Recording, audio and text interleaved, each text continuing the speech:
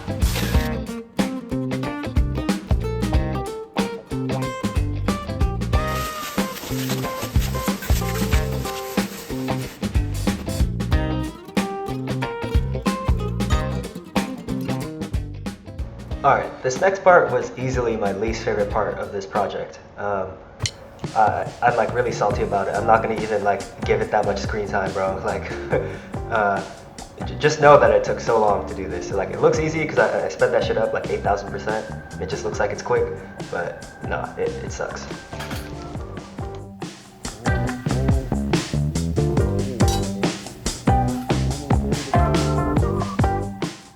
Alright guys, back out here today. Fuck, it's bright as hell. So I'm gonna get some more work started on this. But I realize I'm kind of tired, so I think I'm gonna grab like a coffee or something and come right back. Okay, I'm back. Grab your drink.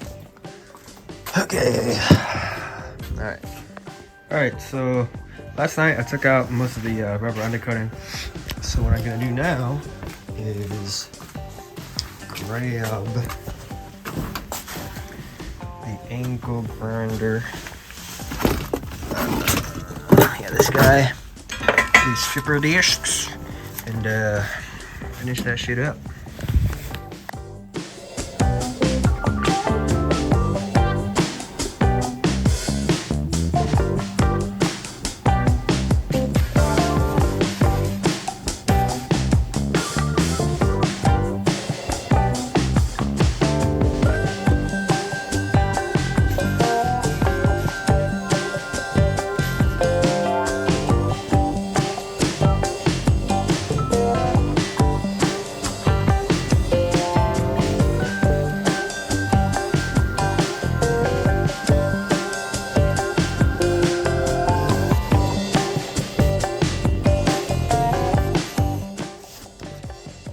What I'm trying to do right now is like get everything off of the firewall so I could, paint it.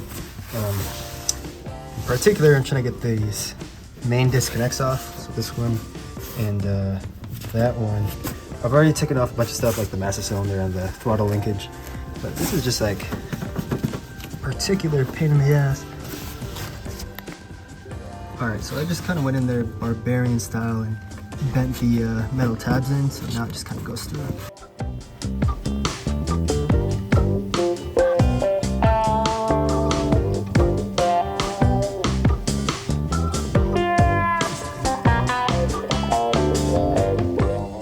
Alright, so there's these 2 bolts that I want to take off.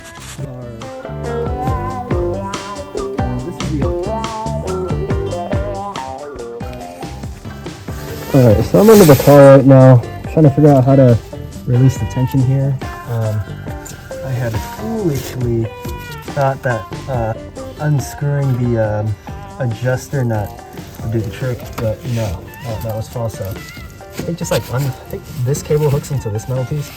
I'm also not kind of like, I don't know like how much tension there is. Like I'm kind of scared that I'm gonna like. Oh wait, this actually isn't that bad at all. But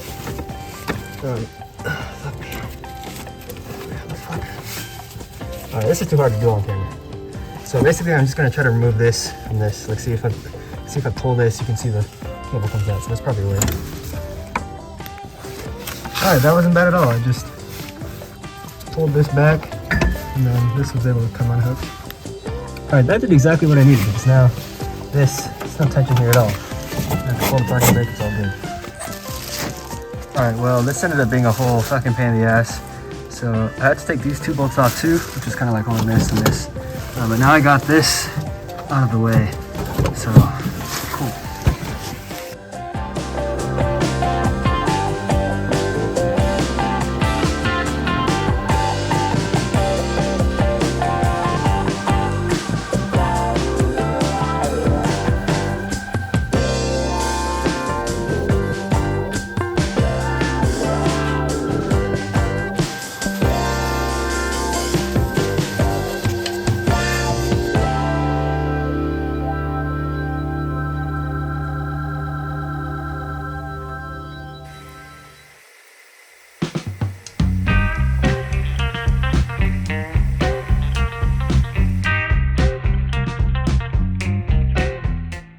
Alright guys, so unfortunately it's getting dark, but I'm ready to paint fucking finally. So I have been hardly filming what I've been doing because I just want to get it over with. I didn't get it as nice as I wanted, you know, like all the imperfections you're seeing, trust me, I wanted them to be gone too, but I mean, this is just taking way too much effort, too much time, and so I just decided to, you know, get it over with.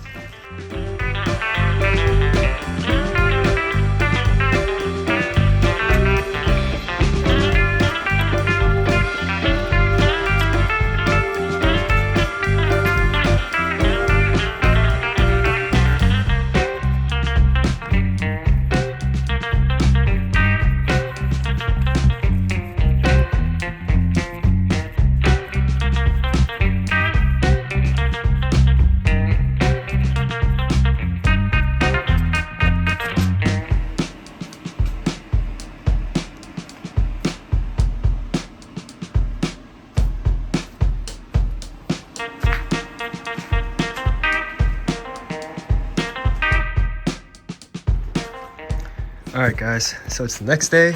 I came back and I did the second coat. Yeah, it looks nice. It's not as nice as I wanted it. You know, you can see there's some blemishes and stuff, and like in other places I've got like some dripping paint, but it looks decent. I'll probably sand over it before I put the top coat on. The top coat? I don't know why I said that so weird.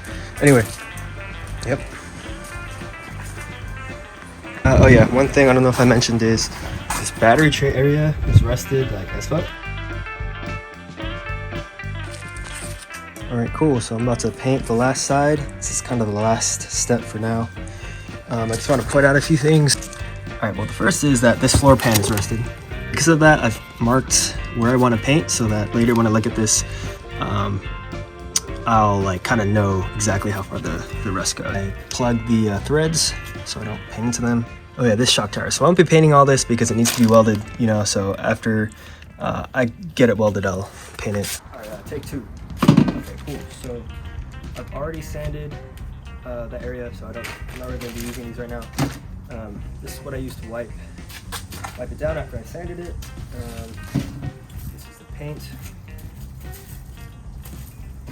Respirator, probably not really necessary, but I guess this does give off some fumes. And I just bought this, and I'll show you what this is for later.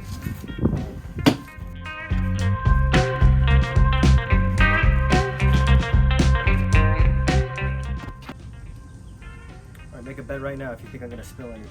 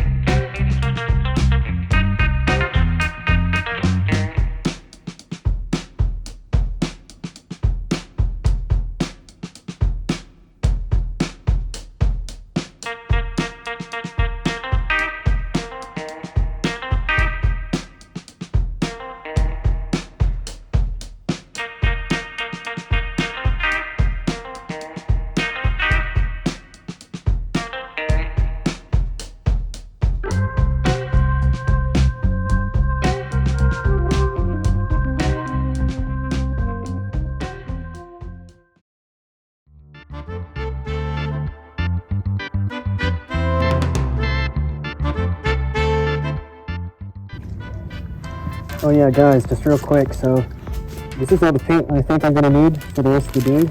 So got this plastic and this like this blister for my computer keyboard and shit.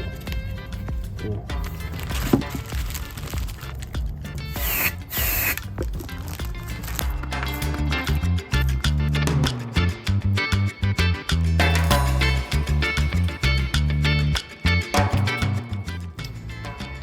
Well, my phone battery died while I was finishing up yesterday, but so today's the next day. I came back and I did the second coat.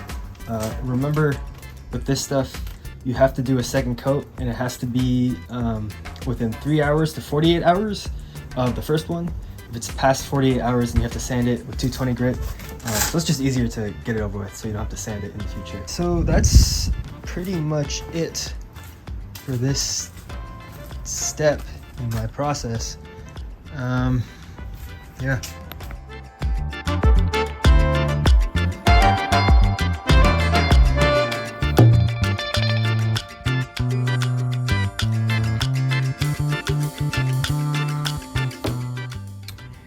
And I do want to mention that, yeah, I didn't get all the way down there.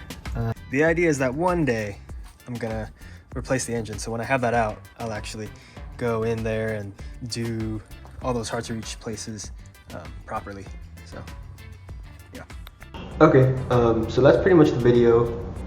Here's the before and after shot.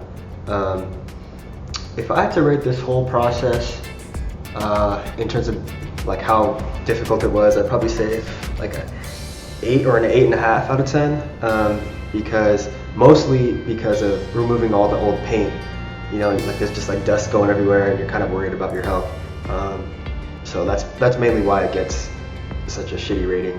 Also, if you include disassembly, then it actually like is like super hard, because you know this didn't include removing the suspension and like everything inside the engine bay. But like I'm not including that stuff. Anyway, I'm just rambling now. So thanks for watching.